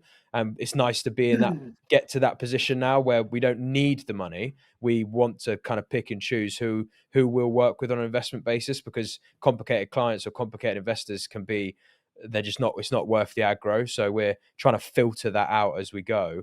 And we're starting on a big site, should be starting in the next 3 weeks. Everything's looking A-okay with the bank. And then we've got another 2 big sites that we're basically going to back-to-back and get those up and running. 2 new hires starting as well in the construction business. That's going to fluff out the back end. So we had a plan, and it's kind of going to plan, which is nice because nothing went to plan for the last 3 years. So it's nice to have it kind of get to that point. And I don't think it's a me thing. I think it's just, you get to a certain point in your business cycle, don't you, where you now have the resources to make a decision and actually see the decision through. Whereas before, things are kind of ideas and nice to haves. You try them, but realize you just don't have the resource to get that decision into proper fruition. But I think once you've got enough staff, enough capital, and enough marketing and sales momentum, you can actually put the business in a direction and it will actually go that way. And then you start to feel like you've got more of this responsibility, because if you make the wrong decision, you can have downwind effects on your decisions that might be worse, which kind of comes back to that point you said earlier about you need to eventually get someone to replace your position so you can start to oversee those bigger decisions without being stuck in the weeds of operations. But yeah, a good start to First, you've got to build the operations. Yeah, operations, which are systems. Yeah, and it's annoying having to deal with these new regulatory changes in construction. It's just like a litany of more like building codes and things like that you have to get up to speed with and understand and learn. And our architects and building control are going through the same motions. And it's like, Jesus, like they've only just learned the last batch, and now there's this new batch to learn and deal with. So yeah, a bit annoying. But anything to add, boys, before we close out on this pod? Anything more we want to talk about? I wanted to close out on something, but I'll do it last. So when you guys have Now, go on. I just want to say I got planning for Twickenham, which was good this Hey! week. Yeah, finally, Council finally got their fucking fingers out their asses. Council. Well done. Council. Oh my God, that's six flats, which I'm super excited for it. I think it's going to be our most profitable, our fastest, our most efficient, and that's taken literally the last 2 years of just dipping our toe in the water, working out what works, using the best people, trying to get the M&E stuff done properly, trying to get proper health and safety in place. So we've built all this stuff in the background. I'm just so excited to go push the button. I've got like a 4-hour meeting where we're choosing everything: kitchens, bedrooms, bathrooms, blinds, all the colours, and then I'm just walking away and not touching it at all. And all the stage 4 drawings look unbelievable. So yeah, I've never seen plans like it, to be honest. So yeah, all this money we've spent and invested, hopefully the time will tell on how quick we can execute that site, and then that will start the chain. I have no problem being smaller. I mean, we're dropping the ocean compared to what Dee's up to, and obviously Jack's doing shitloads of commercial stuff, but different it's models. doing half. Different Yeah, models. doing different models. Yeah, it's half the work when we're doing the acquisitions, the pre-development, and the construction piece. There's so many more bits and cogs we need to get right from a liabilities perspective. Like, we started this as a side hustle to just buy and hold some stuff longer term, and if you're holding stuff for 5 years, 10 years, a lot of the documents and stuff aren't as important as others. But if we're selling these sites, or we sell these 6, and we want to just release some cash and actually have some money to do some stuff on our own, or in a bigger slice with less money relying on the investor, then they are going to worry about every document and making sure everything is in place and ready to sell. Otherwise, you're selling at a discount, and you're selling at 10%, 12%, 15%, especially on multi-block stuff that we want to get involved with. So yeah, dead excited for this year. I just want to get on with it, really. So that's my end of the week roundup. Beautiful, Stay tuned.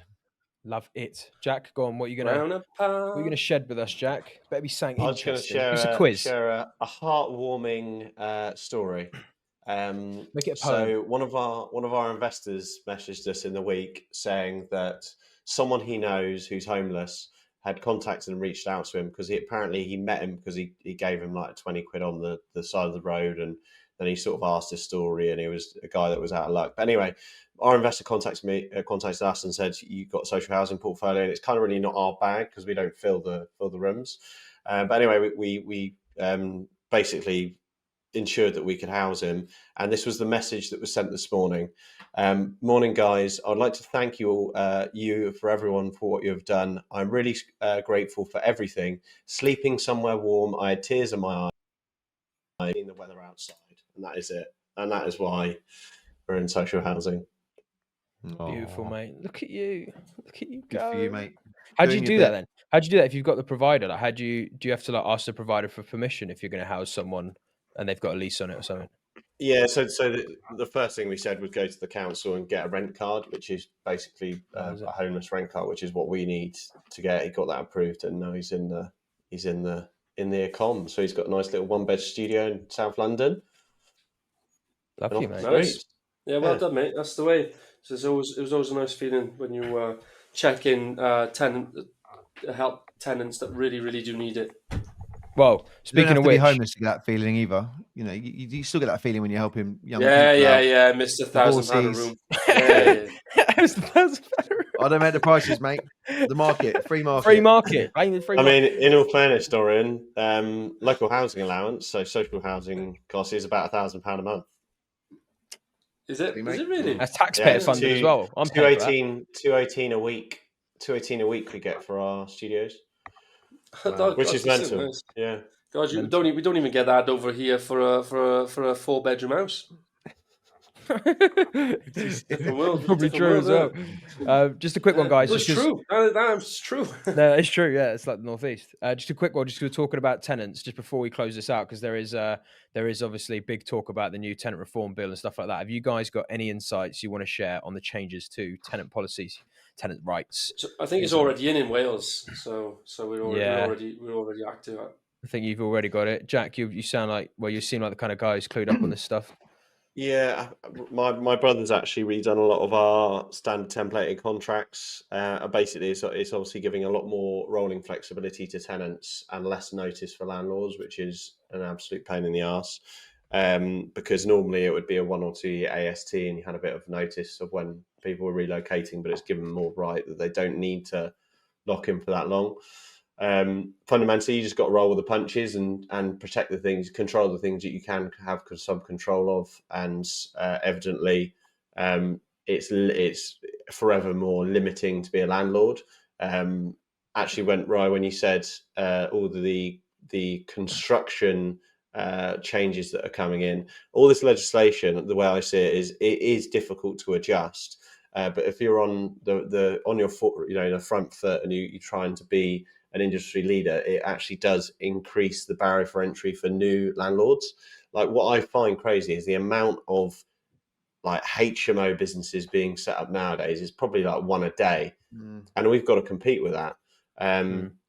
So to some degree, if that didn't change, where would we move? So to some degree, I think it's a blessing. But yeah, I mean, tenants have progressively had more and more right. I don't think they should have any more right. You know, it would probably sound conflicting that we just house someone that's homeless, and I think from a private landlord's perspective, they shouldn't have more right, because it again, it's kind of what we touched on earlier. It's just moving towards woke society where you can get stuff for free, and that's not right, because someone's got to pay for it. And I think if you can't afford to rent that place, you should rent somewhere else. If you can't afford at all, you should be going to the council for support, and that's it. And when a landlord, you stop paying. I would rather, with commercial tenancy agreements, when a tenant stops paying you rent, you can change the locks and forego that they cannot go in that building. And I think that Within it should 21 be days. more serious than that. It shouldn't obviously be that, because a house is a home. But we've had tenants where we've asked them to leave because they basically there were two tenants that were fighting between each other, and the police got involved. And we sort of said the solution to this is one of you moves out. Is the easy solution. And they were in this Mexican standoff when none of them were looking. They were saying they were looking, and we were saying, prove that you're looking, but they weren't. They said, we've got this property secured through this estate agent. We'll call the estate agent. They go, no, they haven't. And what do you do? Because you're constantly battling this fight where these tenants aren't, cohesive. So I think it should be more, it should be more ruthless. And that's how that's how people adjust. If you give a lawyer a deadline, they do stuff quicker. If you put parking fines out for cars, people don't park there anymore. You need to have a firm hand on certain things. And the way that the new legislation has gone from tenancy is less firm. And that is going to cause issues for the people that are actually providing, who are the people that are, pushing the economy the way that it needs to go. It also feels like the government passing the buck onto the private rented sector because they can't deliver enough homes.